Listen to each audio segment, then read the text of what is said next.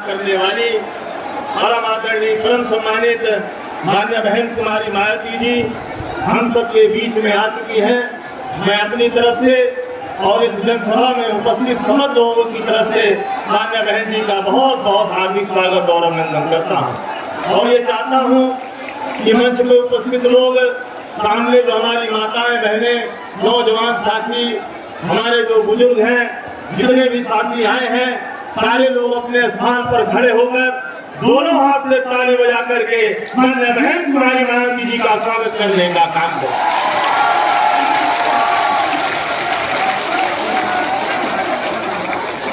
साथियों, मैं चाहूंगा कि हमारे बीच में कैसरगंज लोकसभा के हमारे प्रत्याशी श्री नरेंद्र पांडे जी हैं। आप जो हमारा आपका सबका चुनाव निशान है, हाथी भेंट करके मान्य बहन जी को हाथी भेंट करने का काम करें।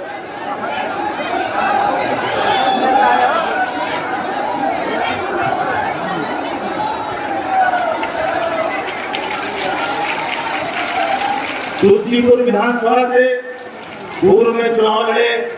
भाई विधानसभा का भाई भुवन प्रताप सिंह जी से चाहूंगा कि वो मान्य बहन जी को मुकुट भेंट करने का काम करें। मान्य बहन कुमारी मायावती जी जिंदाबाद, मान्य बहन कुमारी मायावती जी जिंदाबाद। मान्य बहन जी द्वारा आशीर्वाद प्राप्त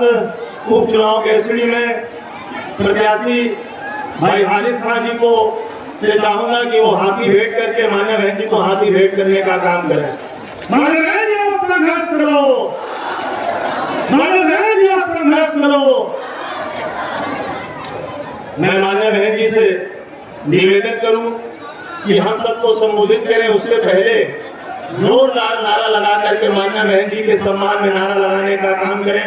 मान्य बहन कुमारी मायावती जी जिंदाबाद, मान्य बहन कुमारी मायावती जी जिंदाबाद। मैं बड़े आदर और सम्मान से निवेदन करूंगा कि मान्य बहन जी पोडियम में आए और हम सबको संबोधित करने की कृपा करें। मान्य बहन बीएसपी के एक चुनावी जनसभा में इकट्ठा हुए पार्टी के सभी छोटे बड़े पदाधिकारी एवं कार्यकर्ता हैं। आज आप लोग देश में हरियाणा के उत्तर प्रदेश स्टेट में भी लोकसभा के लिए हो रहे आम चुनाव में अपनी पार्टी के उम्मीदवारों के समर्थन में मुझे सुनने के लिए यहाँ इकट्ठा हुए हैं, तो उसके लिए मैं आप सभी लोगों का हार्दिक दिल से आभार प्रकट करती हूँ। वैसे आप लोगों को ये मालूम है कि हमारी पार्टी कांग्रेस, बीजेपी व अन्य किसी भी विरोधी पार्टी तथा गठबंधन आदि के साथ मिलकर नहीं,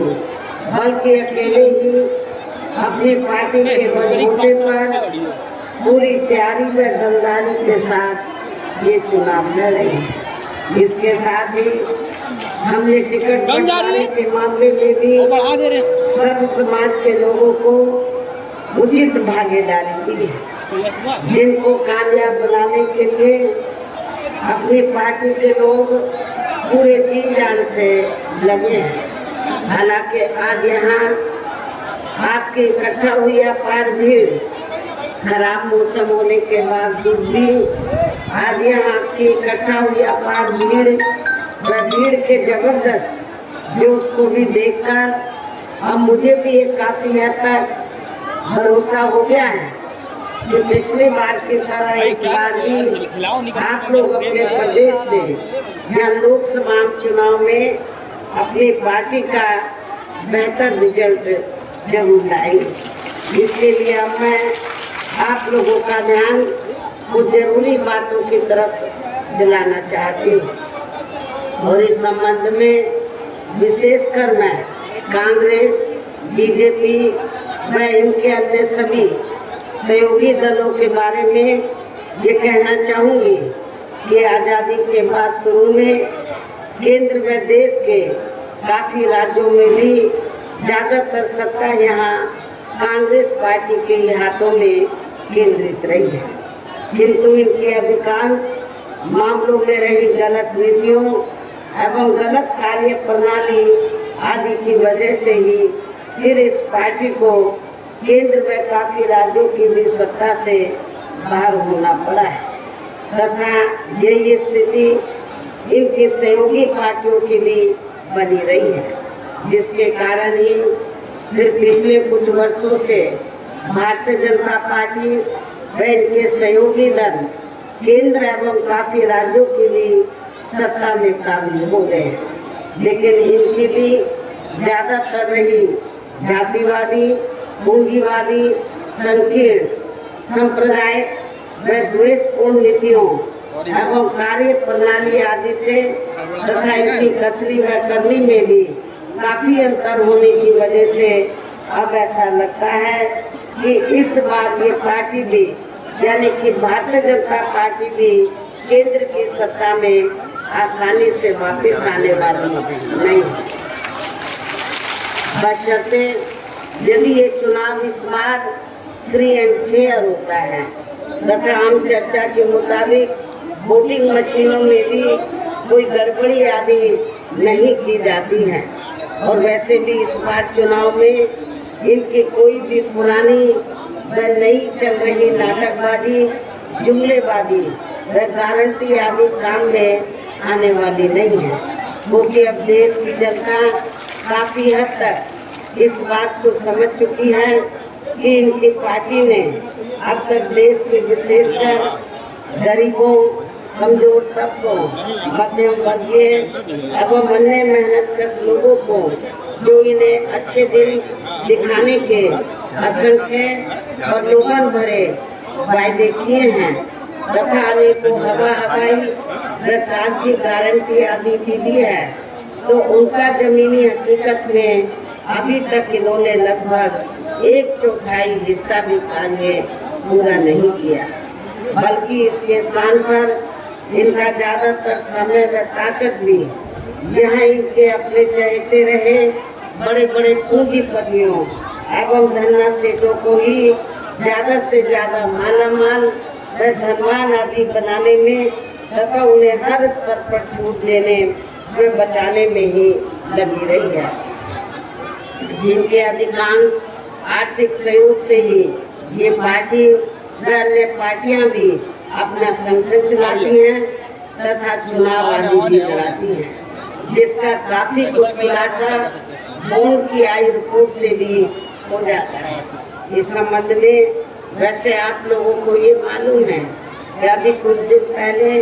माननीय सुप्रीम कोर्ट ने बॉन्ड के मामले में जो रिपोर्ट उजागर की है कि किन किन पार्टियों ने बड़े बड़े पूंजीपतियों व धन्ना सेठों से पैसा लिया है, जो ये रिपोर्ट उजागर की है, तो उस रिपोर्ट के उजागर होने के बाद आप लोगों ने देखा होगा कि जितनी भी पार्टियां हैं तो सभी पार्टियों ने तो बॉन्ड के जरिए तो बड़े बड़े पूंजीपतियों व धन्ना सेठों से पैसा लिया है, लेकिन पूरे देश में बहुजन समाज पार्टी ही अकेली एक ऐसी पार्टी है जिसने बॉन्ड के जरिए किसी भी पूंजीपति से पैसा नहीं लिया। और आप लोगों को ये मालूम है कि हमारी पार्टी मेंबरशिप के जरिए मेरे जन्मदिन के मौके पर आपसे थोड़ा आर्थिक सहयोग लेकर या थोड़ा और चंदा इकट्ठा करके तो अपने संगठन को चलाती है और चुनाव आदि भी लड़ाती है। दूसरी पार्टियों की तरह बड़े बड़े पूंजीपतियों व धन्ना सेठों से पैसा आदि नहीं लेती है। इसके साथ ही अब ऐसा लगता है कि कांग्रेस पार्टी की तरह ही बीजेपी ने भी केंद्र की तमाम सरकारी जांच एजेंसियों का ज्यादातर राजनीतिकरण ही कर दिया है। इसके अलावा देश के किसान वर्ग भी वर्तमान बीजेपी की सरकार में शुरू से ही अपनी विभिन्न समस्याओं को लेकर काफी ज्यादा दुखी व परेशान रहे हैं और अभी भी हैं। जबकि यूपी में 4 बार हमारी पार्टी की रही सरकार ने इनके हितों का भी हर स्तर पर विशेष ध्यान रखा है। हमने अपने चारों हुकूमतों में तो चाहे छोटा किसान हो या फिर बड़ा किसान हो, हमने खासकर जो मजला किसान है, छोटा और मजला किसान, तो हमारी पार्टी की सरकार ने किसानों को तो समय से खेती करने के लिए साधन उपलब्ध कराए, सस्ते साधन उपलब्ध कराए और जो भी इनकी फसल हुई उस फसल का भी उचित दाम हमारी पार्टी की सरकार ने अपनी चारों हुकूमतों के दौरान दिया है। इतना ही नहीं बल्कि केंद्र में पूर्व की रही कांग्रेस की सरकार की तरह ही वर्तमान भाजपा सरकार में भी इनकी जातिवादी, हीन, सांप्रदायिक एवं पूंजीवादी सोच व नीतियों के चलते ही पूरे देश में सर्व समाज में से खासकर गरीबों, दलितों, आदिवासियों, पिछड़े वर्गों, मुस्लिम एवं अन्य धार्मिक अल्पसंख्यक समाज के लोगों का भी पूर्ण रूप से विकास व उत्थान आदि नहीं हो सका है। और इस संदर्भ में वैसे आप लोगों को ये मालूम है कि पूरे देश में यहाँ दलितों, आदिवासियों एवं अन्य पिछड़े वर्गों का सरकारी नौकरियों में वर्षों से अधूरा पड़ा आरक्षण का कोटा भी अभी तक पूरा नहीं भरा गया है। विशेषकर एससी व एसटी वर्गों के सरकारी कर्मचारियों का पदोन्नति में आरक्षण भी अब काफी हद तक प्रभावहीन ही बना दिया गया है। और जब समाजवादी पार्टी की यहाँ सरकार थी यूपी में, तो समाजवादी पार्टी की सरकार ने तो इसको यूपी स्टेट में बिल्कुल ही खत्म कर दिया था। साथ ही केंद्र व राज्यों में भी विरोधी पार्टियों की रही सरकारों में इन सभी वर्गों को प्राइवेट सेक्टर में आरक्षण दिए जाने की व्यवस्था किए बिना ही इनकी सरकारों के ज्यादातर सरकारी कार्य अब प्राइवेट सेक्टर के जरिए ही इनके बड़े बड़े पूंजीपतियों व धन्ना सेठों आदि को ही दिए जाने के कारण अब इनको पूरे देश में आरक्षण का बहुत कम ही लाभ मिल पा रहा है।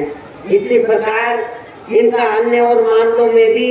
शोषण व उत्पीड़न आदि होना अभी तक भी बंद नहीं हुआ है। इनके साथ साथ मुस्लिम व अन्य धार्मिक अल्पसंख्यक समाज के लोगों की भी हालत हर स्तर पर यह काफी ज्यादा खराब व दयनीय बनी हुई है। इतना ही नहीं बल्कि पिछले कुछ वर्षों से केंद्र व अधिकांश राज्यों में भी बीजेपी व आरएसएस की सरकारों के चलते हुए अब इनका विकास व उत्थान आदि होना भी काफी हद तक बंद सही हो गया है। आए दिन इन पर खासकर धर्म व हिंदुत्व की आड़ में हो रही जुर्म जाति भी यह काफी ज्यादा चरम सीमा पर पहुंच चुकी है। इनके साथ साथ अपर कास्ट समाज में से विशेषकर गरीब लोगों की भी हालत हमें कोई खास अच्छी नजर नहीं आती है। आप लोगों को मालूम है कि गरीब लोगों के साथ साथ तो अपर कास्ट समाज में से जो ब्राह्मण समाज है, तो उनकी हालत सपा सरकार में भी काफी ज्यादा खराब थी और वर्तमान बीजेपी की सरकार में भी काफी ज्यादा खराब है। इनकी गलत कृषि नीतियों के कारण किसान वर्ग भी आए दिन आंदोलित ही रहता है। साथ ही इनकी गलत आर्थिक नीतियों की वजह से देश की अर्थव्यवस्था पर भी इसका काफी बुरा प्रभाव पड़ रहा है, जिससे यहाँ विशेषकर छोटे एवं मध्यम वर्गीय व्यापारी वर्ग भी काफी ज्यादा दुखी व परेशान हैं। और अब केंद्र में पूर्व की रही सरकारों की तरह ही वर्तमान भाजपा सरकार में भी या पूरे देश में गरीबी, बेरोजगारी एवं महंगाई आदि भी लगातार काफी ज्यादा बढ़ रही है। देश में हर स्तर पर फैला भ्रष्टाचार भी अभी तक खत्म नहीं हुआ है। ऐसे में हम आप लोगों को देश में हो रहे लोकसभा चुनाव में कांग्रेस, बीजेपी व इनकी सहयोगी पार्टियों को भी केंद्र की सत्ता में आने से जरूर रोकना है। जिनकी गलत नीतियों व गलत कार्य प्रणाली आदि को आप लोग काफी आजमा भी चुके हैं। ऐसी स्थिति में अब ये विरोधी पार्टियां इस चुनाव में भी किस्म किस्म के साम दाम दंड भेद आदि अनेकों हथकंडे इस्तेमाल करके केंद्र की सत्ता में आने की पूरी कोशिश में लगी है, जिनसे अपनी पार्टी के लोगों को हर स्तर पर काफी ज्यादा सावधान रहना है। और इस मामले में विरोधी पार्टियां अपने अपने पक्ष में हवा बनाने के लिए खासकर मीडिया, ओपिनियन पोल व सर्वे आदि का जो बड़े पैमाने पर इस्तेमाल कर रही हैं, तो उनसे भी अपनी पार्टी के लोगों को बिल्कुल भी गुमराह नहीं होना है। इसके साथ ही विरोधी पार्टियों के विभिन्न रूपों में जारी किए गए इनके हवाई व प्रलोभन भरे चुनावी घोषणा पत्रों एवं वायदों आदि के बहकावे में भी अपनी पार्टी के लोगों को कतई भी नहीं आना है। जिन्हें ये पार्टियां सरकार बनने के बाद ज्यादातर अमल में नहीं लाती हैं और अब जिन पर से देश की जनता का अधिकांश विश्वास ही उठ गया है, यही खास वजह है कि हमारी पार्टी किसी भी चुनाव में अपनी पार्टी का कोई भी चुनावी घोषणा पत्र आदि जारी नहीं करती है। वैसे भी हमारी पार्टी किसी भी मामले में कहने में बहुत कम बल्कि कार्य करके दिखाने में ही ज्यादा विश्वास रखती है। और इस बात का सबसे बड़ा सबूत ये है कि उत्तर प्रदेश में 4 बार हमारी पार्टी के नेतृत्व में रही सरकार ने चुनाव में अपनी पार्टी के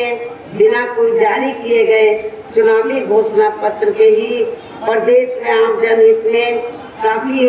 ऐतिहासिक कार्य करके दिखाए हैं। जबकि इस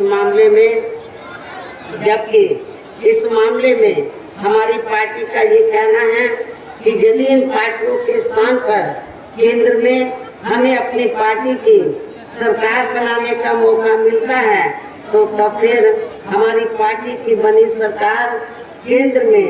यहाँ अब तक की रही सभी विरोधी पार्टियों की सरकारों की तरह केवल हवाई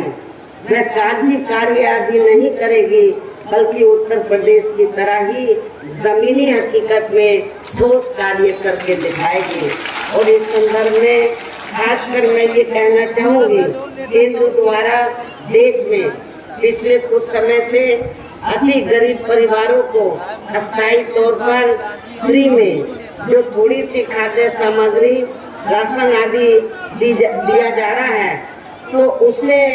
इनका स्थायी तौर पर भला होने वाला नहीं है। आप लोगों को मालूम है कि पिछले कुछ वर्षों से तो जब भी चुनाव आता है असेंबली का और पार्लियामेंट का, तो केंद्र की सरकार जो गरीब लोग हैं तो इनको फ्री में राशन देने की बात करती है, थोड़ा घना राशन दे देती है। लेकिन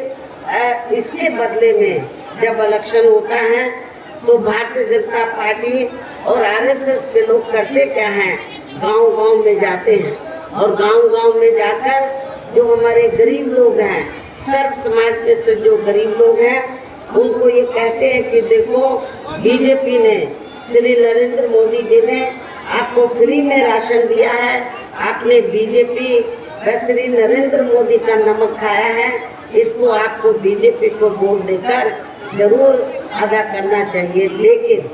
मैं आप लोगों को ये बताना चाहती हूँ, इसमें रत्ती भर भी सच्चाई नहीं है, क्योंकि आप लोगों को जो फ्री में राशन दिया जा रहा है, ये बीजेपी की मेहरबानी नहीं है, श्री नरेंद्र मोदी जी की मेहरबानी नहीं है। ये अपने जेब से आप लोगों को फ्री में राशन नहीं दे रहे हैं, बल्कि जो टैक्स से आपका पैसा जमा होता है, जनता का पैसा जमा होता है, उस टैक्स के पैसे से ही आप लोगों को फ्री में राशन दिया जाता है। इसलिए आप लोग जो है उनका नमक नहीं खा रहे हैं, अपने टैक्स का नमक खा रहे हैं। इसलिए आप लोगों को इनके बहकावे में कतई भी नहीं आना है। और वैसे भी इनकी ये जटिल समस्या, गरीब लोगों की ये जटिल समस्या देश में हर हाथ को काम देने से ही केवल दूर हो सकती है, जिसकी तरफ हमारी पार्टी की बनी सरकार विशेष ध्यान देगी। साथ ही देश में पिछले कुछ वर्षों से आए दिन बढ़ रही गरीबी, बेरोजगारी व महंगाई आदि से भी जनता बहुत ज्यादा दुखी व परेशान है, जिसे भी आर्थिक नीतियों में तब्दीली करके जरूर दूर किया जाएगा। धर्म की आड़ में, हिंदुत्व की आड़ में पिछले कुछ वर्षों से खासकर मुस्लिम समाज के लोगों का द्वेष की भावना से जो इनका काफी ज्यादा शोषण व उत्पीड़न आदि किया जा रहा है, तो उसे भी जरूर रोका जाएगा। और ये सब हमने अपनी यूपी की रही सरकार में करके भी दिखाया है। जब 4 बार मेरी हुकूमत बनी तो हमने अपनी हुकूमत के दौरान कोई भी हिंदू मुस्लिम दंगा फसाद नहीं होने दिया है। इसके अलावा हमने यूपी में सब समाज में से गरीब एवं बेरोजगार लोगों को बेरोजगारी भत्ता आदि न देकर उन्हें बड़ी तादाद में रोटी रोजी के साधन भी उपलब्ध कराए हैं, जो अब ये कार्य भी अधिकांश ठंडे ही पड़े हैं, जिनकी फिर केंद्र में सरकार बनने पर हमारी पार्टी की केंद्र में सरकार बनने पर फिर प्राथमिकता दी जाएगी। कहने का तात्पर्य ये है, देश में इस समय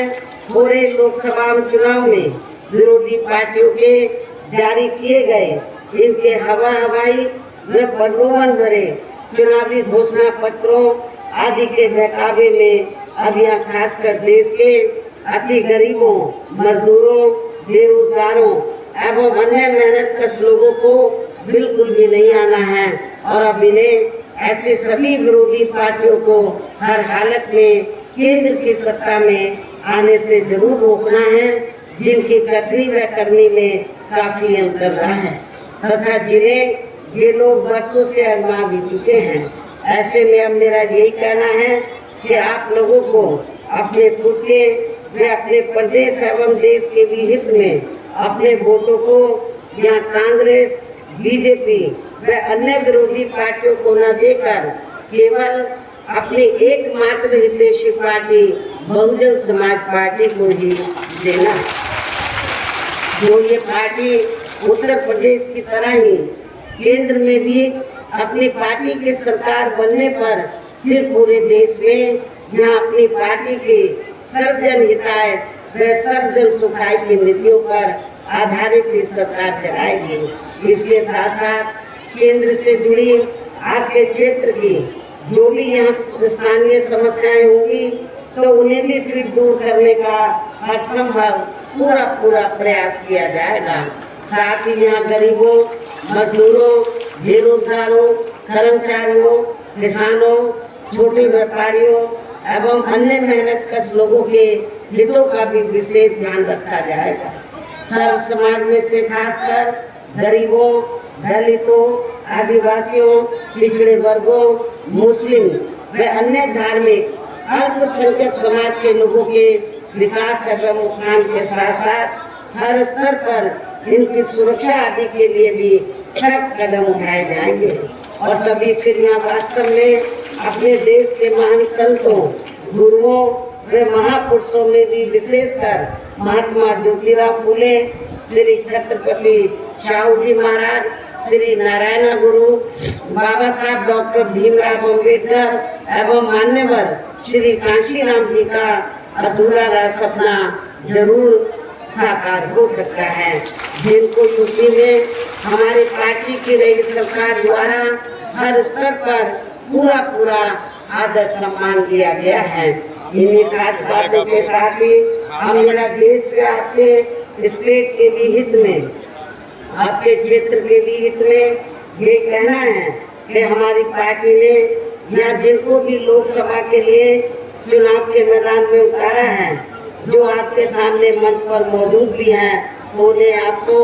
जरूर, आप लोगों को जरूर कामयाब बनाना है, जिसके लिए यहाँ पार्टी के सभी स्तर के छोटे बड़े पदाधिकारी अब हम कार्यकर्तागण आदि पूरे जी जान से लगे हैं। और अब अंत में मेरा यही कहना है कि आप लोगों को वोट पड़ने वाले दिन जहाँ बीएसपी के अपने सभी लोकसभा उम्मीदवारों को, आपके क्षेत्र के बीएसपी के अपने सभी लोकसभा उम्मीदवारों को अर्थात श्रावस्ती लोकसभा की सीट से हमने श्री मुईउद्दीन अहमद खान उर्फ हाजी दद्दन खान को हमने चुनाव के मैदान में उतारा। आप लोगों को ये मालूम है कि यहाँ पर मुस्लिम आबादी काफी ज्यादा है। दलितों के साथ साथ यदि मुस्लिम समाज के लोग अपना वोट नहीं बांटते हैं, एक तरफा बीएसपी के कैंडिडेट को दे देते हैं, तो दलित और पिछड़ों के साथ तो मैं आपको दावे के साथ कह सकती हूँ कि इनको कोई चुनाव जीतने से रोक नहीं सकता है। ये अच्छे वोटों के अंतर से जरूर चुनाव जीतेंगे। बहराइच जो सुरक्षित लोकसभा की सीट है, शुरू कास्ट में विभिन्न जातियां हैं, हमने यहाँ से श्री ब्रजेश कुमार सोनकर को चुनाव के मैदान में उतारा। ये पढ़े लिखे आपके साथी हैं, इनको भी आपको कामयाब बनाना है। कैसरगंज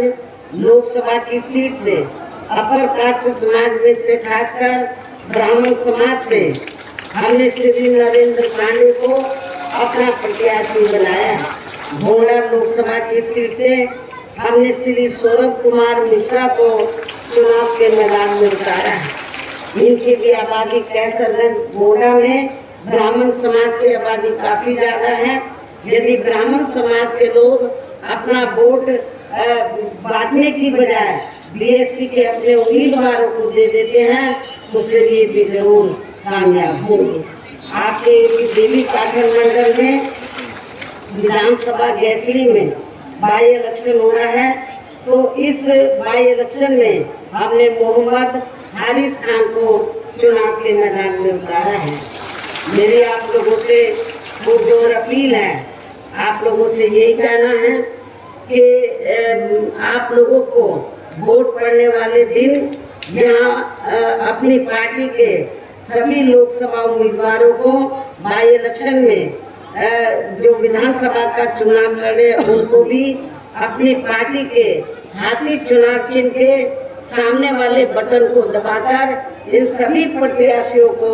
जरूर कामयाब बनाना है। इनको विकास और वोटों के अंतर से जरूर जिताकर भेजना है। इस खास अपील के साथ ही अब मैं अपनी बात यही समाप्त करती हूँ। जय भीम, जय भारत। बहुजन समाज पार्टी जिंदाबाद, बहुजन समाज पार्टी जिंदाबाद।